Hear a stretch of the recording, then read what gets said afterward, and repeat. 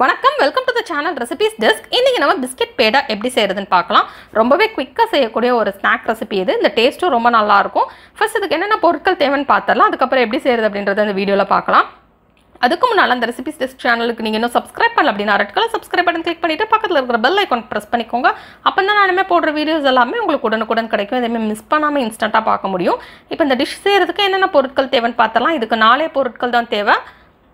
இதுக்கு நீங்கள் எந்த பிஸ்கெட்னாலும் யூஸ் பண்ணிக்கலாம். நான் இதில் மேரி பிஸ்கட் யூஸ் பண்ணியிருக்கேன். 20லேருந்து 25 பிஸ்கெட் வரைக்கும் நம்ம இதில் எடுத்துக்கிடலாம். 4 டேபிள் ஸ்பூன் பால், 2 டேபிள் ஸ்பூன் நெய், 1/4 கப் சர்க்கரை. அதெல்லாம் நீங்கள் வெள்ளை சர்க்கரைனாலும் எடுத்துக்கலாம். நான் இதில் நாட்டு சர்க்கரை எடுத்திருக்கேன். உங்களுக்கு எது பிடிக்குமோ நீங்கள் எடுத்துக்கலாம்.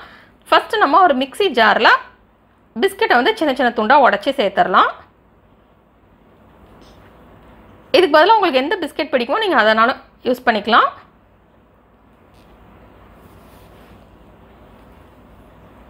இன்ஸ்டண்ட்டாக ஏதாவது ஸ்நாக்ஸ் செய்யணும் ஈவினிங் நினச்சிங்க அப்படின்னா கண்டிப்பாக இதை நீங்கள் ட்ரை பண்ணலாம். இப்போ நம்ம பிஸ்கெட்டை உடைச்சதுக்கப்புறம் நம்ம இதில் சர்க்கரை சேர்த்துடலாம். நெக்ஸ்ட் இதில் நெய் சேர்த்துடலாம். இதுக்கு பதிலாக வெண்ணெய் இருந்தாலும் நீங்கள் அதை சேர்த்துக்கலாம். இல்லைன்னா நீங்கள் எண்ணெய் கூட சேர்த்துக்கலாம். ஃப்ளேவர் இல்லாத எந்த ஆயில்னாலும் யூஸ் பண்ணிக்கலாம். இப்போ நம்ம இது எல்லாத்தையுமே அரைச்சிடலாம். இப்போ இது எல்லாத்தையுமே அரைச்சதுக்கப்புறம் இதை அப்படியே ஒரு பவுலில் சேர்த்துடலாம். சேர்த்துட்டு இதில் பால் ஊற்றி இது எல்லாத்தையுமே நல்லா மிக்ஸ் பண்ணிடலாம். தேவைக்கேற்ற மாதிரி கொஞ்சம் கொஞ்சமாக நம்ம பால் சேர்த்துக்கலாம்.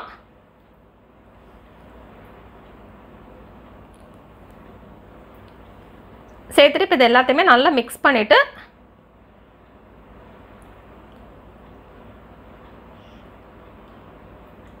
இப்போ நம்ம இதில் பேடா செய்ய ஆரம்பிச்சிடலாம்.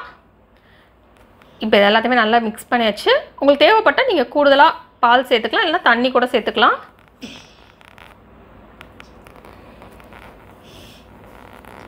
இப்போ ஃபஸ்ட் இதில் சின்ன உருண்டைகளாக உருட்டிடலாம். அதுக்கப்புறம் நம்ம கையை வச்சு இதை லேசாக தட்டிடலாம். தட்டிட்டு நம்ம நடுவில் லைட்டாக ப்ரெஸ் பண்ணி விட்டலாம்.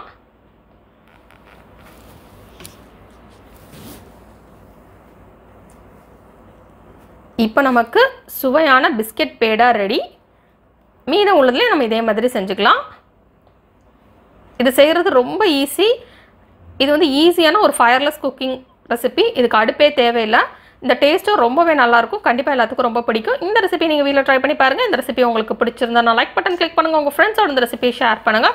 மறக்காம இந்த சேனலுக்கு சப்ஸ்கிரைப் பண்ணிவிட்டு பக்கத்தில் இருக்கிற பெல் ஐக்கான் ப்ரெஸ் பண்ணிக்கோங்க. அப்போ தான் நிறைய போட்ட வீடியோஸ் எல்லாமே உங்களுக்கு உடனுக்குடன் கிடைக்கும். இதே மிஸ் பண்ணாமல் இன்ஸ்டண்ட்டாக பார்க்க முடியும். இந்த ரெசிபியை பார்த்ததுக்கு ரொம்ப நன்றி. தொடர்ந்து இந்த சேனலோட இணைந்திருங்கள். புது புது ரெசிபிகளுக்காக இந்த ரெசிபியை ட்ரை பண்ணிவிட்டு எப்படி வந்திருக்கு அப்படின்றது கீழே உள்ள கமெண்ட்ஸ் பாக்ஸில் மறக்காமல் சொல்லுங்கள்.